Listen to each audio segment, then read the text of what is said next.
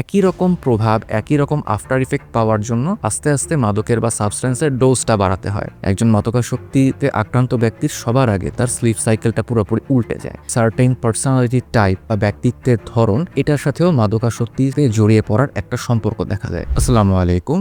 খুব রিসেন্ট একটা government press briefing থেকে আমরা জানতে পারি যে বাংলাদেশে মাদকাসক্তির সমস্যায় ভুগছেন এমন মানুষের সংখ্যা প্রায় 80 লাখ। এর আগে 2020 সালে একটা স্টাডি হয়, সেই স্টাডি অনুযায়ী বাংলাদেশে মাদকাসক্তি বা সাবস্টেন্স ইউজ ডিসঅর্ডারের প্রিভ্যালেন্স পাওয়া যায় প্রায় 3.3%, যেটা হচ্ছে অ্যাডাল্ট পপুলেশনের মধ্যে। আমরা যদি এই পপুলেশনের সঙ্গে টিনেজ পপুলেশন বা অ্যাডোলেসেন্ট পপুলেশনটাকেও হিসাব করি, এই সংখ্যাটা আরও অনেক বেড়ে যায়। তো আজকে আমরা একটু জানার চেষ্টা করব মাদকাসক্তি বা সাবস্টেন্স ইউজ ডিসঅর্ডার সম্পর্কে। আগে আমাদেরকে একটু জানতে হবে সাবস্টেন্সটা কী জিনিস। সাবস্টেন্স বা মাদক হচ্ছে এমন একটা জিনিস যেটা সাইকো অ্যাক্টিভ প্রপার্টি আছে, অর্থাৎ সেটা কি করে, যখন এটা নেওয়া হয় এটা আমাদের ব্রেইনের নিউরোট্রান্সমিটার রেগুলেশনটাকে ডিসরাপ্ট করে, এবং এই নিউরোট্রান্সমিটার রেগুলেশন ডিসরাপ্ট করার মাধ্যমে আমাদের আবেগ বা ইমোশন বা মুড, আমাদের অনুভূতি বা পারসেপশন এবং আমাদের বিহেভিয়ার বা আচরণটাকে প্রভাবিত করে। এখন সাবস্টেন্সের মধ্যে আসলে কোন জিনিসগুলো পড়ে?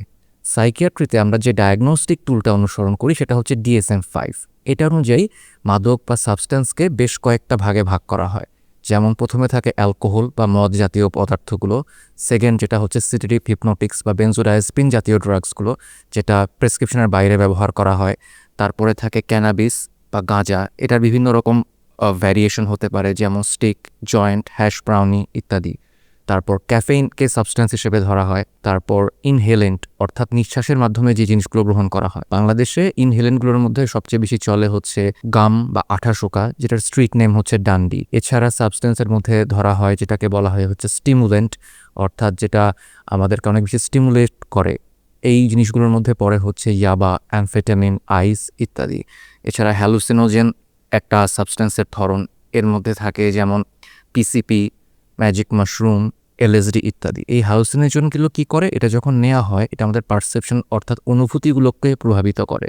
দেখা যায় অনেক অবাস্তব জিনিস দেখতে পাচ্ছি, অনেক ব্যাড ট্রিপ হচ্ছে, এগুলো। এছাড়া ওপিঅয়েড বা আফিং থেকে যে পদার্থগুলো আসে, হেরোইন, প্যাথেডিন, মরফিন, এগুলো সাবস্টেন্সের মধ্যে পড়ে, এবং টোব্যাকো বা তামাক। এই যে জিনিসগুলোর কথা আমরা বললাম, নামগুলো বললাম, এটা কেউ যদি একবার নেন তাহলে কি উনি মাদকাসক্ত বা সাবস্টেন্স ইউজ ডিসঅর্ডার এই প্রবলেমে ভুগছেন বলে আমরা ধরে নেব? না, এটার জন্য কিছু স্পেসিফিক লক্ষণ লাগবে বা সিমটম লাগবে, এবং এটা একটা স্পেসিফিক ডিউরেশনের হতে হবে। সাবস্টেন্স ইউজ ডিসঅর্ডার বা মাদকাসক্তির যে লক্ষণ বা সিমটম, এটাকে আমরা মোটামুটি 4টা শ্রেণীতে ভাগ করতে পারি। প্রথম প্রকারের সিমটম যেটা হচ্ছে যে এই ব্যবহারটার উপর নিয়ন্ত্রণ না থাকা অথবা কন্ট্রোল না থাকা। কিভাবে আমরা বুঝবো এটা ব্যবহারের উপর মানুষের কন্ট্রোল চলে গেছে? আমি যে পরিমাণটা চিন্তা করে এটা ব্যবহার করা শুরু করেছিলাম সেই পরিমাণটার এক্সিড করে যাচ্ছে, অতিক্রম করে যাচ্ছে, অনেক বেশি পরিমাণে ব্যবহার করে ফেলছি। অথবা যেই ফ্রিকোয়েন্সিতে আমি ব্যবহার করার কথা চিন্তা করছিলাম, ফর এক্সাম্পল সপ্তাহে 1 দিন বা 2 দিন ব্যবহার করার চিন্তা করছিলাম, সেই ফ্রিকোয়েন্সিটা অনেক বেড়ে গেছে, প্রত্যেক দিন ব্যবহার করতে হচ্ছে, এবং চাইলেই এটা বন্ধ করতে পারছি না।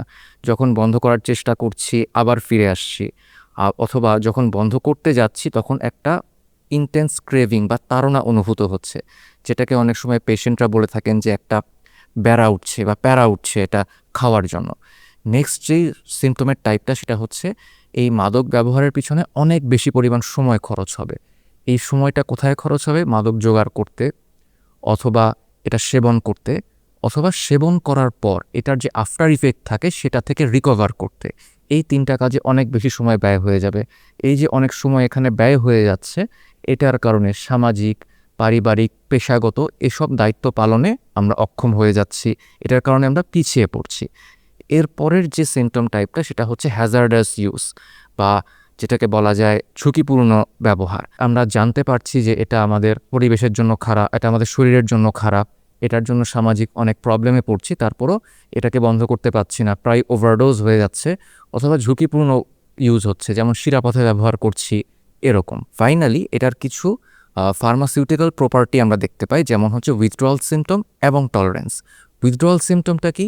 একজন সাবস্টেন্স ইউজার বা মাদক ব্যবহারকারী যখন হঠাৎ করে সেই সাবস্টেন্সটা বন্ধ করে দেন তখন কিছু তীব্র লক্ষণ দেখা দেয়। এই উইথড্রয়াল সিমটমসগুলো এক একটা সাবস্টেন্সের জন্য এক এক রকম হতে পারে, এবং এই উইথড্রয়াল সিমটমসের কারণেও দেখা যায় যে মাদক ছেড়ে দেওয়াটা অতটা সহজ হয়ে ওঠে না। নেক্সট যে জিনিসটা আমরা দেখতে পাই সেটা হচ্ছে টলারেন্স। টলারেন্সটা কি? একই রকম প্রভাব, একই রকম আফটার ইফেক্ট পাওয়ার জন্য আস্তে আস্তে মাদকের বা সাবস্টেন্সের ডোজটা বাড়াতে হয়। যেমন উদাহরণস্বরূপ আমাদের একজন পেশেন্ট এসে এরকম বলেন অনেক সময় যে, ডাক্তার সাহেব, আগে আমি একটা জয়েন্ট বা একটা স্টিক খেলে যে পরিমাণ পিনিক পেতাম, এখন 3টা বা 4টা জয়েন্ট খেলে সেই পরিমাণ পিনিক হয়। অর্থাৎ তাকে আস্তে আস্তে ডোজটা বাড়াতে হচ্ছে। এটাকে আমরা বলি টলারেন্স। এই যে আমরা লক্ষণগুলো আলোচনা করলাম, এই লক্ষণগুলোর মধ্যে কমপক্ষে 2টা বা তার থেকে বেশি যদি কারোর মধ্যে 12 মাস সময়ের মধ্যে আমরা লক্ষ্য করে থাকি, তাহলে সেই মানুষটাকে আমরা বলতে পারি তিনি মাদকাসক্তির সমস্যায় ভুগছেন বা সাবস্টেন্স ইউজ ডিসঅর্ডারে ভুগছেন। এখন মাদকাসক্তি বা সাবস্টেন্স ইউজ ডিসঅর্ডারের সবগুলো লক্ষণ কি সবসময় এরকম বুকিশ হবে? সবসময় এরকম এক নাও পাওয়া যেতে পারে। এটার কিছু কোল্যাটারাল বা আশেপাশের কিছু এভিডেন্সও আমাদেরকে খেয়াল রাখতে হবে। আর কি কি লক্ষণ আমরা দেখে একজন মানুষকে ধরতে পারি যে উনি হয়তো মাদকাসক্তির সমস্যায় ভুগছেন? এর মধ্যে প্রথমে আমাদেরকে যেটা মাথায় রাখতে হবে, একজন মাদকাসক্তিতে আক্রান্ত ব্যক্তির সবার আগে তার স্লিপ সাইকেলটা পুরোপুরি উল্টে যায়। যে মানুষটা দেখা যেত সঠিক সময়ে ঘুমাচ্ছেন, সঠিক সময় উঠছেন, দেখা যাচ্ছে উনি সারা রাত জাগতেছেন এবং সারাদিন ঘুমাচ্ছেন। নাম্বার 2, যে জিনিসটা দেখা যায় যে তার টাকা পয়সার চাহিদা অস্বাভাবিক বেড়ে যাচ্ছে। দেখা যাচ্ছে উনি হুটহাট মানুষের কাছে ধার চেয়ে বসতেছেন, বাসা থেকে অনেক বেশি টাকা চাচ্ছেন, অনেক সময় বাসা থেকে জিনিসপত্র সরিয়ে ফেলছেন। যখন টাকার চাহিদা পূরণ হচ্ছে না, অনেক রেগে যাচ্ছেন, বিরক্ত হচ্ছেন, কোনো সময় ভায়োলেন্ট বিহেভিয়ারও করে ফেলছেন। নেক্সট যে জিনিসটা আমরা দেখব, তার বন্ধুবান্ধবের সার্কেলটা হঠাৎ করে অনেক বেশি পরিবর্তন হয়ে যাবে। এমন সব বন্ধুবান্ধবের সঙ্গে চলছে যাকে বাড়ির লোক হয়তো চেনেই না, যাদের ভালো খারাপ বিষয়ে কেউ জানে না, এই জিনিসটা। তারপরে যে জিনিসটা আমরা লক্ষ্য করব, সে অনেক বেশি প্রাইভেসি মেইনটেইন বিষয়ে সচেতন হয়ে যাবে, রুমে কাউকে অ্যালাউ করছে না, সারাদিন রুমের মধ্যে থাকছে, কি করছে বোঝা যাচ্ছে না। ফাইনালি যেটা হচ্ছে, তার ওয়ার্ক পারফরমেন্স, স্টাডি পারফরমেন্স, তারপর তার সামাজিক যোগাযোগগুলো, এটা খুব বাজেভাবে অ্যাফেক্টেড হবে। এই জিনিসগুলো যখন আমরা দেখব আমাদের আশেপাশের মানুষের মধ্যে, তখন আমাদেরকে একটু সচেতন হতে হবে যে এই মানুষটা কোনো খারাপ কিছুর পাল্লায় পড়েছে কিনা। তো এই সাবস্টেন্স ইউজ ডিসঅর্ডার বা মাদকাসক্তির সমস্যা, এটার কারণটা আসলে কি? অন্যান্য মানসিক রোগের মতোই এটারও কোনো নির্দিষ্ট কারণ নেই, কিন্তু কিছু রিস্ক ফ্যাক্টর আছে। এই রিস্ক ফ্যাক্টরগুলোকে আমরা বিভিন্ন ভাগে ভাগ করতে পারি। প্রথম রিস্ক ফ্যাক্টরটা থাকে জেনেটিক, অর্থাৎ কারোর ফ্যামিলিতে ইমিডিয়েট ফ্যামিলিতে যদি কারোর মাদকাসক্তির সমস্যা থেকে থাকে, তাহলে সেই ফ্যামিলিতে অন্য সদস্যদের মাদকাসক্তি আক্রান্ত হওয়ার আশঙ্কাটা বা চান্সটা কিছুটা বেশি। নেক্সট যে পার্টটা আছে সেটা হচ্ছে নিউরোবায়োলজির সাথে সম্পর্কিত। আমাদের ব্রেইনের একটা পার্ট আছে যেটাকে আমরা বলি নিউক্লিয়াস অ্যাকাম্বেন্স। এই পার্টটাকে বলা হয় রিওয়ার্ড সেন্টার। এখানে যদি ডোপামিনার্জিক অ্যাক্টিভিটি কম থাকে, তাহলে সেই মানুষটার মাদকাসক্তিতে জড়িয়ে পড়ার সম্ভাবনা কিছুটা বেশি থাকে।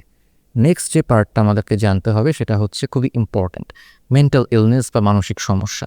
বেশ কিছু মানসিক সমস্যা বা মানসিক রোগ আছে যেটাতে সাবস্টেন্স ইউজে আক্রান্ত হওয়ার সম্ভাবনা বা এটাতে সাবস্টেন্স ইউজ কোমরবিডিটি হিসেবে থাকার সম্ভাবনা অনেক বেশি। এর মধ্যে প্রথমেই থাকে স্কিজোফ্রেনিয়া, তারপরে depression, post traumatic stress disorder এবং পার্সোনালিটি ডিসঅর্ডার বা ব্যক্তিত্বের সমস্যা।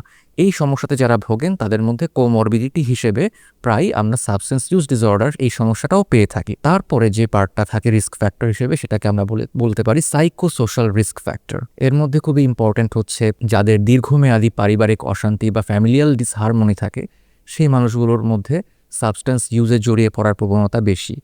তারপর পিয়ার প্রেশার, এটাও খুব ইম্পর্ট্যান্ট, বিশেষ করে অ্যাডলোসেন্টদের জন্য। টিনেজ বয়সে বা অ্যাডলোসেন্ট পিরিয়ডে প্রায় দেখা যায় মানুষ একটা আইডেন্টিটির সংকটে ভোগে, তার একটা গ্রুপে বিলং করার একটা চিন্তা দেখা যায়। সেই থেকে দেখা যায় যে মাদকে জড়িয়ে পড়ার একটা চাপ তৈরি হয় এবং এখান থেকেই অনেকের হাতে খড়ি হয়। তারপরে যে জিনিসটা দেখা যায়, সার্টেন পার্সোনালিটি টাইপ বা ব্যক্তিত্বের ধরন, এটার সাথেও মাদকাসক্তিতে জড়িয়ে পড়ার একটা সম্পর্ক দেখা যায়। যেমন যারা খুবই ইম্পালসিভ, অর্থাৎ ইম্পালস কন্ট্রোলটা যাদের জন্য একটু কষ্টকর, তাদের সাবস্টেন্স ইউজে জড়িয়ে পড়ার সম্ভাবনাটা বেশি বা আশঙ্কাটা বেশি। যারা অনেক বেশি অ্যাংশিয়াস, ওদের অ্যাংজাইটি কন্ট্রোলের সমস্যা হয়, তাদের ক্ষেত্রেও মাদকে জড়িয়ে পড়ার সম্ভাবনাটা বেশি। তারপর যে মানুষগুলোর ক্ষেত্রে হেলদি স্ট্রেস কোপিং মেকানিজমটা তারা ভালো জানেন না বা প্র্যাকটিস করতে পারেন নাই, তাদের ক্ষেত্রেও মাদকে জড়িয়ে পড়ার সম্ভাবনা বেশি। এই রিস্ক ফ্যাক্টরগুলো আমাদেরকে দেখতে হবে মাদকাসক্তিতে জড়িয়ে পড়া ব্যক্তির অ্যাসেসমেন্টের সময়। সো ডিয়ার অডিয়েন্স, আজকে আমরা সাবস্টেন্স ইউজ ডিসঅর্ডার বা মাদকাসক্তির লক্ষণগুলো এবং কারণগুলো সম্পর্কে একটু জানলাম। পরবর্তী ভিডিওগুলোতে আমরা এটার চিকিৎসা পদ্ধতিগুলো সম্পর্কে বিস্তারিত আলোচনা করব। সে পর্যন্ত ভালো থাকুন, নিজের মানসিক স্বাস্থ্যের যত্ন নিন।